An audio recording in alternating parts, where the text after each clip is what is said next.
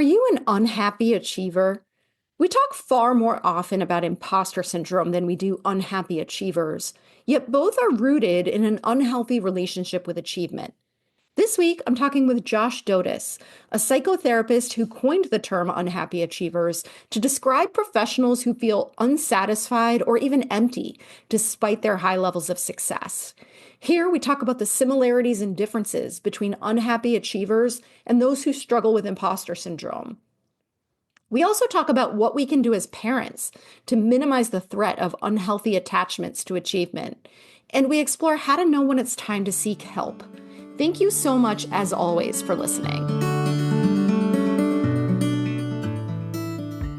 Welcome to the Impostor Syndrome Files. My name is Kim Meninger, and as an executive coach and former high-tech leader, my personal mission is to help professionals overcome imposter syndrome so that you can advance your career with confidence. Each week, I interview a new guest who brings a powerful perspective to this conversation, including personal stories, best practices, and new insights.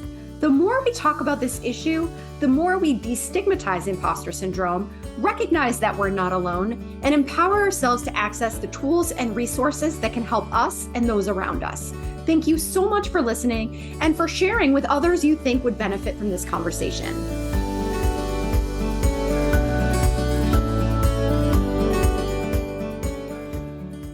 Welcome, Josh. I've been looking forward to this conversation for so long. I'm so glad it's finally here. I'd love to start. So am I. Would you be open to introducing yourself? I would be delighted to. My name is Josh Dodes. I'm a psychotherapist in private practice, and I am somebody who is increasingly focused in on a niche that I refer to as unhappy achievers, and have been focusing a lot of my, not just my practice, but my writing and speaking on that subject as well. And is this a long time coming, or was there a moment when you realized this is a population that you wanted to pay more attention to? It's a little bit of both, actually. I mean, it's a long time coming from the standpoint of it being a subject that's always been really interesting to me, not least because I have some of that sort of psychology in my own background in history, which is often a good place to start. I find for therapists to sort of start with what you know. But it did become clearer and clearer to me. I started out actually as a professional musician, at a first career in that field, and then was somewhat surprised to find that when I shifted gears, I was seeing people who seemed to have a lot more in common with the performing version of myself than I would have expected. And I put a lot of thought into what that was about, and came to realize how much performative quality there is to this population. And it became a more organic kind of progression to focusing on it as a specialty. Well, now I have to ask if you're open to sharing what brought you from performing music to become a therapist? Well, ironically, actually, there was a specific moment. It was a long time coming. Music is not to be too blunt about it, but it's a terrible profession. You have to really, I've often told people that if you can think of anything else you'd rather do, you should do that. You only do it if you have to, because it's so unpredictable. But for me, actually, there was a kind of a specific moment toward the end of my performing career that had a big impact, not only on my leaving music, but also on my, getting involved in this unhappy achievers population. And that was that I was somebody who was very, very driven to be the best and most charismatic and successful performer that I could be from a very early age, and had gotten quite adept at it as a result. And my band was, actually pretty successful, and we were on television, and there was a whole slew of things. But in any event, there was one night that I was on stage, and I realized sort of in the middle of a song that I had lost my focus on what was happening on stage in a way that had never happened before. I was so laser focused prior to that. And afterwards, I was a little bit startled by what had happened. I came back within a few seconds. I don't think the audience noticed, but I was very jarred by the fact that I found myself thinking about an episode of The West Wing while I was in the middle of a song. So, I started asking myself what the hell happened. Any event, what I realized is that through my own therapy over the prior few years, I had gotten to a point where I actually no longer needed the spotlight in the way that I had originally. And therefore, I just wasn't I didn't need to be as focused as I had always been, in a way that was both really healthy for me mentally and really bad for my career as a performer, because I had just lost my drive after all these years. And that was around the time that I decided to retire, which was actually one of the happiest decisions I ever made, and switch gears into my other love, which was psychology. Wow, that's Yeah. really fascinating. And I love the way you say it was good for your mental health, but no, Yeah, it doesn't always line up. That's right. yeah. Well, I think this is a good opportunity to define what an unhappy Yeah. achiever means to you. Sure. Unhappy achievers is a kind of a catch-all term for a population that I see a lot of in my practice, and it's actually a very large population as far as I can tell, particularly from the response stuff I've published online and elsewhere. Generally speaking, it's people who are very high functioning, very high achieving, but are ultimately, for one reason or another, defined by their achievements, to themselves and to the people around them. Uh, Nothing wrong with achievements, of course, in and of themselves, but for this particular population, it becomes clear to them if they're in treatment or if they're thinking about it, that they are achieving because they learned somewhere along the way that achievements were what made them lovable and valuable. And as a result of that, they often become quite good at it. But there's a downside, which is that if you're driven by that kind of a need, then if you're not achieving, you're not really lovable to Mm. yourself. And so that makes achievements not a joy at all, but a necessity, if you have to achieve and keep achieving. Um, and, as a result of that, there's a lot of underlying, often unknown to people at first when they come into my office, uh, resentment and anger about having had to jump through so many hoops to be as successful and achievement oriented as they are. So in other words, they present oftentimes as people who are, I don't know what the hell's the matter with me. I've got this extremely successful career. Everyone thinks that I'm sort of the most successful person they know, whatever it may be. Why do I feel so empty? Why do I feel so down? And through the work itself, they can come to realize that it's because they're really doing something that isn't fundamentally what they otherwise would want to be doing. Mm.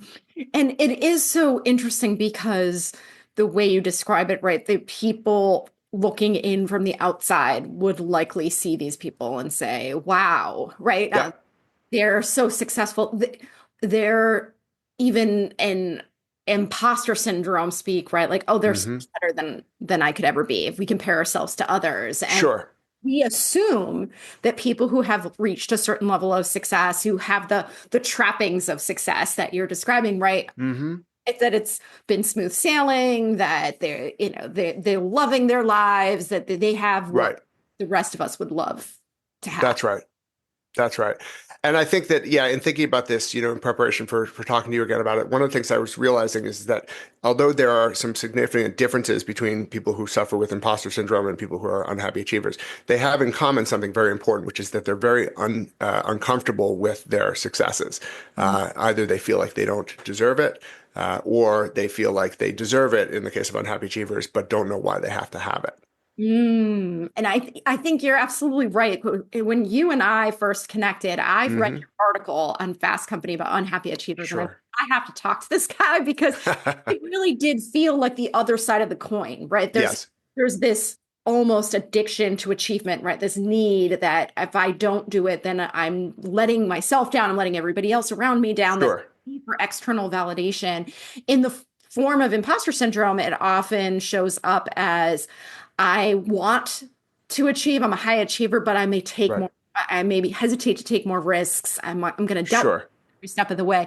In the case of unhappy achievers, it sounds like they don't really struggle with self-doubt. No. It's not the issue, right? No, that's right. Not at all. I mean, if anything, it's it really is smooth sailing in that particular regard. They're often extremely adept at achieving and have no question at all about their deservedness in terms of what they've accomplished because they've been accomplished and achieving from the beginning, and that's sort of how they've defined themselves. The problem is on the back end where they have had the feeling of recognizing that they are achieving and not knowing why it's not making them feel better. In Mhm. fact, it's often making them feel worse because of this business about having to jump through hoops and the like. And what I'm interested in from your perspective as a therapist too is Hmm. what you see in sort of the backstory, right? Because one of the things that we think about in terms of imposter syndrome is a lot of times parents gave their children uh, messages about Hmm. success and how important it is to achieve. So if you had parents, let's say that you came home from school with four A's and a B, and your parents said, "What's that B doing there?" Right? That your Right. more interpretation of that would be, "Oh, they expect perfection from me, and they're not going to love me unless I'm perfect." Right? And that sort That's of right. this path forward. I would imagine there's something in the childhood upbringing or in the messages from parents in your population as well. And I wonder, Yes. where do they diverge? Yeah, it's really interesting because what you've just described is very much the kind of thing that I see in the population that I work with. This idea that there's been often inadvertently, but powerfully, a message sent by parents or other adults that this is what gets me attention and love and the things that every child sort of needs. But what's interesting to me is the fact that I wouldn't have thought of that as necessarily leading to people who have imposter syndrome.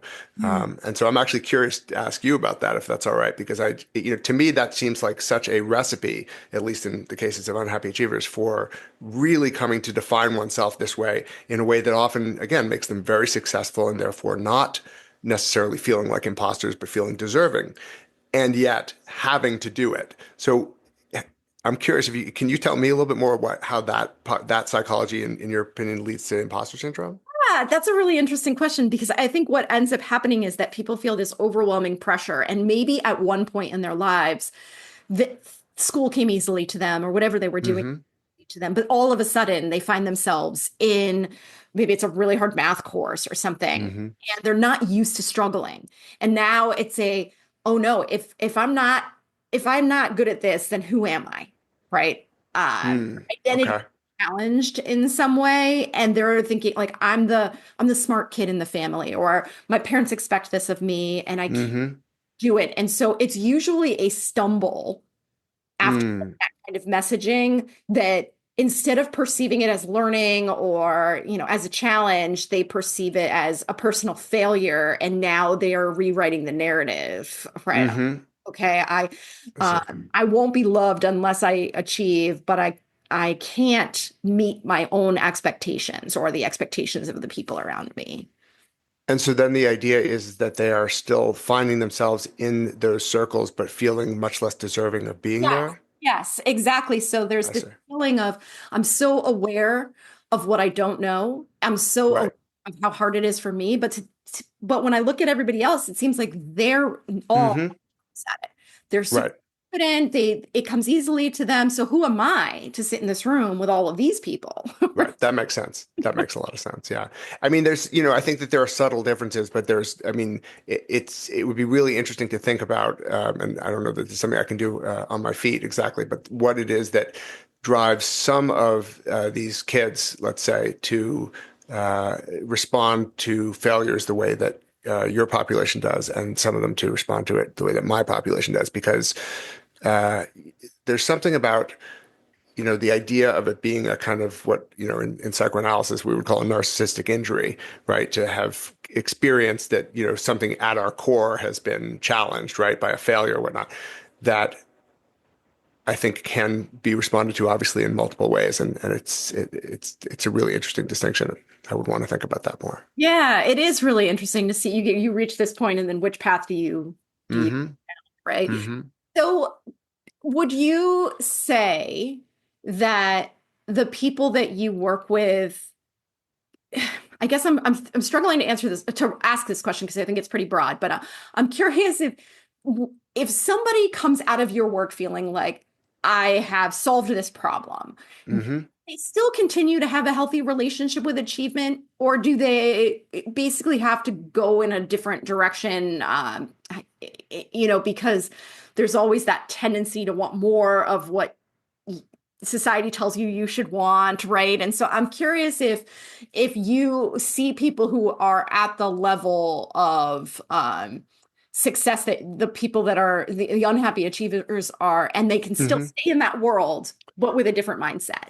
Absolutely. Yeah. I mean, in fact, when you ask the question, do they still have a healthy relationship to achievement? I would twist that slightly to say that they develop a healthy relationship to achievement after not having had one, right? Mhm. What that really means, and this is a question that comes up all the time with clients of mine, where they will, as they're getting into the work more, they'll start to ask themselves, oh my God, if this works out, am I going to have to leave my job as CFO? Or, that kind of thing.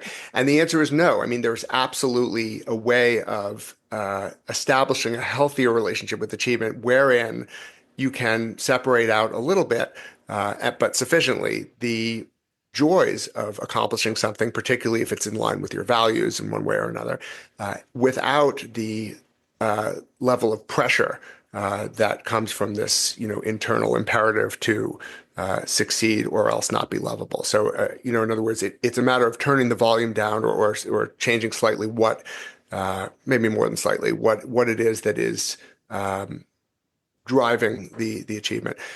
So I've certainly had clients who have done exactly that, who have left their, very high-powered C-suite kind of jobs to do something that's much more in line with their loves and passions elsewhere. But I've had many more people who have been able to stay more or less where they are, but with a much healthier attitude. Now, it's possible that some of them end up being, at least from external metrics standpoint, less successful in the sense that, perhaps they're going down from working, I don't know, 80 hours a week to 40 hours a week, let's say, right? There's a certain kind of way in which that necessitates being a little less productive.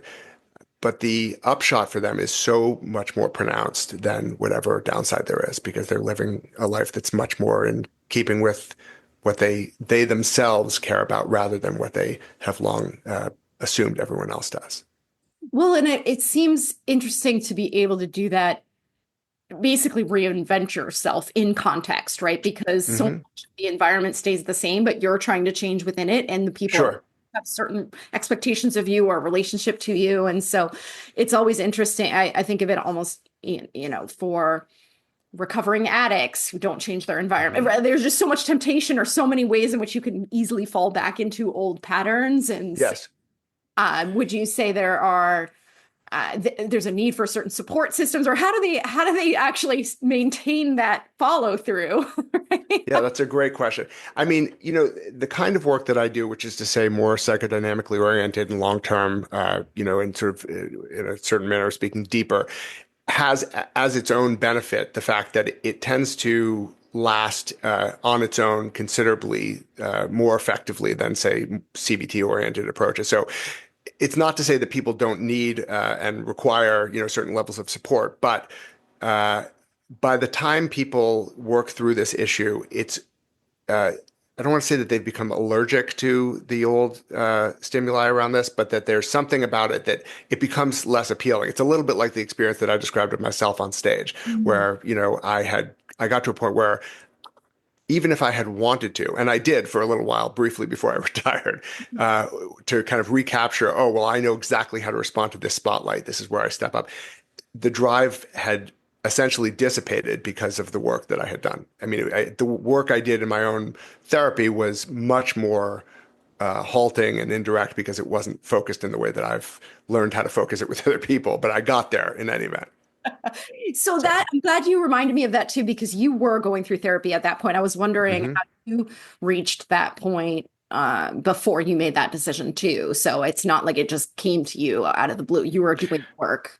Yeah, I was doing a lot of work in I was actually in psychoanalysis at the time, and I was also, obviously thinking about it a lot. It was in my I was in my 20s or late 20s, I guess, by that point, and it was a time of my life where I was really um, evaluating, in some respects, for the very first time, what some of my deeper motivations were that I had never questioned. I had always assumed, for example, that I was going to be a performer, and that I was going to drive myself until I became a rock star. And in a very sort of small way, I did, and then lost the drive. And who knows where I would have been had I not gotten a little healthier. But yeah, I mean, it's a much better path. Yeah, and going back to sort of the environment that we're in, Hmm. one of the things that I loved about the article that you wrote, and I'll link to that in the show notes Mm. as well, was you talk about the effect of social media. right? Oh, yes. That, and I think that's true for people who struggle with imposter syndrome too, Yep, especially because so much of it is driven by comparison to that's others, right. right? So, can you say a little bit more about that too? Because I think that is such an important difference in this moment in history than maybe previous generations had to deal with who struggled with similar challenges. Absolutely. I mean, I've sometimes described this as the worst time in the history of the world to be an unhappy achiever, right? Because we are surrounded by these very carefully curated pictures of success, which is not only creates a comparative environment that is fundamentally sort of bad, but it also feeds directly into the original problem for unhappy achievers. So if they post, let's say, something that is about an achievement of their own, um, they're either getting one of two messages, both of which are bad. One is, I'm getting all this attention for this achievement, which only feeds into the idea that this is what makes them lovable. I mean, literally, you can click love now on the damn thing. So, there's that. Or they don't get nearly as much attention as they want, which only feeds their desire to work harder at it still. So I mean, look, I don't want to be on a soapbox. I'm on social media, and there are ways in which I think it can be useful in terms of building community. But good grief, is it not the worst possible thing psychologically for people in any of these kinds of categories, I think.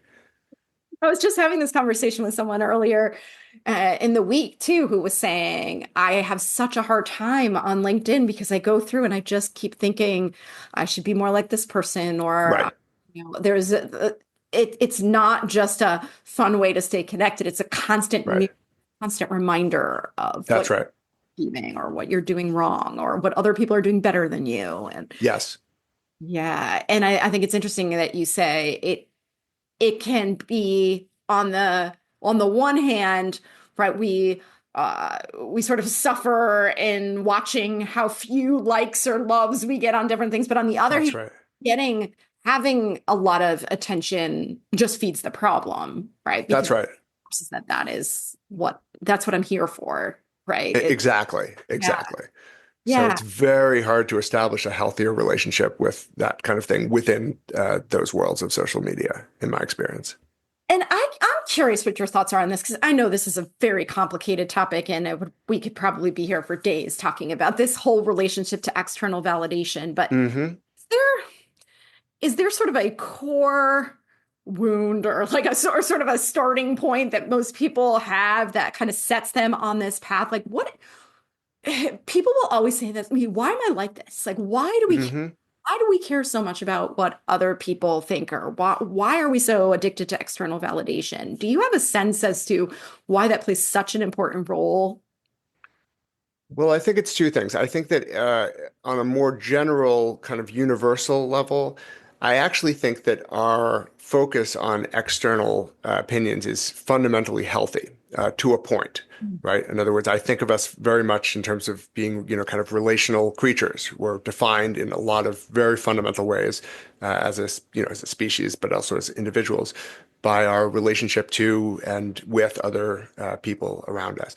So I don't think that there's anything. I think it's baked into our evolutionary psychology, we might say, right, to be focused on that. But I think that for example, unhappy achievers, it's a matter of degree, right? As it often is with these things. Up to a certain point, being focused on what other people think is a useful and sort of wonderful quality, in fact, to be able to be in community with people. But for people like unhappy achievers, they often have internalized a message much more often than not that was inadvertently, indirectly communicated to them when they were kids, to get back to the question about the original kind of wound, Mm. that not that they were told, you'd better do this or else you're nothing to us, although there are certainly people like that. Uh, Much more than that, they have noticed that the uh, amount of attention and focus and various other kinds of things that kids really need from their caregivers has gone up pronounced degree in the face of their achievements compared to when they don't. This is one of the reasons, by the way, I'm a parent, obviously, and why it's so important that people talk more and more about praising kids for their efforts rather than their outcomes, right? It's sort of fundamental, I think, and it's not something, to be honest, that was, I think, nearly as well known, certainly when I was growing up or when a lot of people I work with were growing up. So it's, it is, I think, just about the degree with which they were treated differently when they had a big success, or conversely, kind of ignored or treated much less with much less attention when they didn't. So it's very rarely, in my experience, a particularly dramatic or traumatic experience for people in the unhappy achievers category. Yeah, and that's interesting because when we were talking about the messaging around achievement and the pressure Hmm. to get good grades, the opposite side of that, which was my own experience, is having a parent who tells you that you're wonderful no matter what you do. And I grew up with a mom who, no matter what I mean, if I, was banging on the piano, like I was the next Mozart, right? Like if I Right. from the time I was born was extraordinary. And so I Sure. was not prepared when I went out into the world and was starting to get Yep. feedback from other influencers in my life Yep. for, I couldn't reconcile her inputs with other inputs. And so what I found myself doing was either really struggling with who to believe and what, Yep. am I actually good enough or not? And then also I would give up very easily because Mm, assumed that I should be a natural at everything that I do. right. That's interesting. That makes perfect sense. Hmm. And that is definitely, I think that's the downside of the more recent trend towards, giving everyone participation trophies and all that sort of shorthand, right? Exactly. Which is absolutely goes too far as well. That's right. And so to your point about praising the effort versus the outcome, I think very consciously about that with my own children too. Hmm. My instinct may be to say, "Oh my gosh, you're so good at math," or "You did, congratulations on that 100%," as opposed to saying, "You worked really hard on that and you should be proud of it." Right? Right. Right. Right. I find that it's best to ignore my children outright, and I actually sometimes will just put them in cages for days at a time, just to not interfere with their development too much, directly. I'm afraid I'm gonna screw it up one way or the other, so I'm just gonna keep them in the basement, in my experience. I've probably said too much. I've said too much. Well, then that ensures that you won't say the wrong thing to them, right? Exactly, exactly. How can you screw up if they're not even, able to reach their parents? That's right. I'm really glad that you brought up the parenting piece too, though, because I think there are people Hmm. listening who are thinking, oh no, how do I keep my kids from going down these paths, right? Is there Sure. proactively to prevent that from happening? And, Yep. that's the thing I think about when you're a child, you just do not have the sophistication to be able to process a nuanced message, right? I'm not going to be thinking Hmm. to myself, oh, my parents have good intentions. They're just delivering this message in a critical way, right? Like Right. I'm just taking it at face value and in a very personal way. It's not until we become parents, I think, where we can start to appreciate that maybe some of the unintended consequences of our. Absolutely. And there's no winning. The Onion had a headline years ago that I often think about where it was something like, new study finds that all styles of parenting create empty, hollow adults or something like that. There's a lot more truth to that than not, I think. Yes. Well, and of course, that's for high achievers on the parenting front too. That's That's sets right. high. Uh, That's right. so, I'm curious when it comes to the work that you do. Hmm. How do you know when it's something that you really would benefit from some additional help on versus, life is hard. There are lots of challenges. I mean, when do I know that I've crossed the line into it's probably worth spending some more time working on this? That's a great question. I mean, I think that it's sort of a subjective experience of being unhappy. I mean, that sounds very simplistic, but I think that is actually what it comes down to. Because if you have a relationship with achievement or your own successes that leaves you feeling, let's say, not entirely satisfied, but you feel like your life is more or less in line with what you want, I suspect it's not going to end up driving you into therapy, and probably shouldn't. On the other hand, the key thing for at least this population that I work with is often that they feel like they have everything going for them and that they quote unquote should be happy, but don't feel that way and often don't know why. And so that experience of emptiness or depression or anxiety or whatever kind of constellation of symptoms they have around that, it, you know, feels not only unpleasant enough for them to get help, but confusing enough to need help sussing it out. So it's a little bit of an abstract answer, I guess, but it's a great question. I think it's one of those, things where people reach a point, often frankly too late. I mean, not chronologically, but it would be nice for them had they come in earlier, right? But because they're just not feeling satisfied with where they are. Well, and I think it's got to be hard too, in the way that you talked about they feel like they should feel Hmm. happier. I'm imagining there has to be an element of shame there too, of I should be more grateful for what I have, or I should feel happier. Yes. And I don't want to let people know that I don't, right? So, That's exactly right. And I think it's also, I mean, one of the problems is that, and this actually is where another point of overlap, I think, with the imposter syndrome issue is that there is so much more focus on issues like imposter syndrome in terms of people in the popular media, for example, talking about, and it's a very good thing for most people, by the way, talking about, trying to enjoy and appreciate your achievements mm, more, and be grateful for what you have and all that.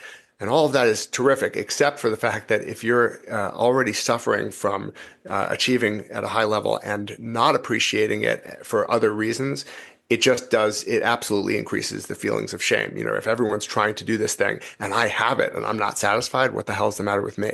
yes, exactly. Exactly. You're So, absolutely right that there is a strong emphasis on imposter syndrome and very little. I mean, hmm and that's why your article jumped out at me because I thought, no, hmm heard anybody have this conversation, that's right. and it's just as important as the imposter syndrome conversation. Uh, Yeah. I mean, the struggle for people who are going through that is real. Absolutely. And yeah, I mean, it's very common for people to, be embarrassed when they start out. I don't understand. I've got, a $3 million, beach house and I've got, all these trappings of success and everyone thinks I'm the life of the party, whatever. And yet here I am in therapy. And they often will ask themselves, do I even deserve to be able to, are my problems significant enough, to be in therapy? Because I have all these things, as if that could possibly affect their subjective experience. So. Well, and I don't know whether you define it as core values or some Mhm. other sort of anchors that we can think about outside of achievement, because I think for people with imposter syndrome, many of them, like I said earlier, see the people who represent the population that you're talking about as sort of the pinnacle, right? Like this is where I Sure. get, and to remember that not everybody is an unhappy achiever, but Right. that the grass isn't always greener, right? And that That's right. if you are doing this because you feel like you have to in order to be lovable, in order Hmm. to be accepted, to belong, then no matter which path you take, it's always gonna be harder for you than it needs to be, right? And so I think Right. I'm always trying to talk with people about what's your definition of success, not what Yes. society's definition of success, right? Like, what do you want for your life? Not what are your parents telling you you should want? And so, really try to Sure. separate out those forces. Like, is there sort of um, baseline set of anchors that we could think about to get more in touch with ourselves as opposed to what we think we should want? Yeah, this is where I sometimes bring in ACT, which is an offshoot of CBT, or it's a version of CBT called acceptance and commitment therapy. But in any event, it brings a focal point to the what you're calling core values, what they would simply call values, which has to do with helping people to recognize what it is that is most central to who they are deep down. And for unhappy achievers, and I suppose also maybe people who suffer with imposter syndrome, that's a question that they have rarely, if ever, asked themselves because they have been so focused on doing and being these other things that once they are able to strip some of that away, it's incredibly common for the question to come up, what do I even care about? What do I even like? I've become so good. I'm a machine at pleasing everybody else. Now what? And so that's when, stuff like thinking about what you're calling core values can be much more significant in terms of, trying to redirect at least parts of your life in that direction. And I think too I always refer to it as testing the system, because we have certain assumptions about what's going to happen if we do something differently from the way we do it, Yep. right? But we Yep. don't know that to be true. That's And right. like you said before, maybe some of the people will go from 80 hours to 40 hours, and at one point that's unimaginable to, Right. right? And so Right. like, how do you start to make incremental changes that allow you to recognize, oh, the world doesn't fall apart if I don't work all Absolutely. right? Absolutely, and that applies within individual relationships as well. I talk often with people about experimenting with being a little bit less focused on pleasing or achieving, and seeing what happens for exactly the reason you just said. Because I think that there's this idea, if I don't blow people away, let's say, in some way or another, they're not going to like me or love me. And it's often sort of a shock, and a very restorative shock, I think, for people to do a little bit less and find that, lo and behold, people still care about them. And that can really move the needle, that sort of experience. Yeah. And I think about that with so many of the things that we're talking about with perfectionism, like Hmm. maybe just leave a typo in an email. That's right. That's right. Or, just don't blind carbon copy everyone. Just carbon copy everyone in the company. Yeah, see what happens. Yeah, what could possibly go wrong?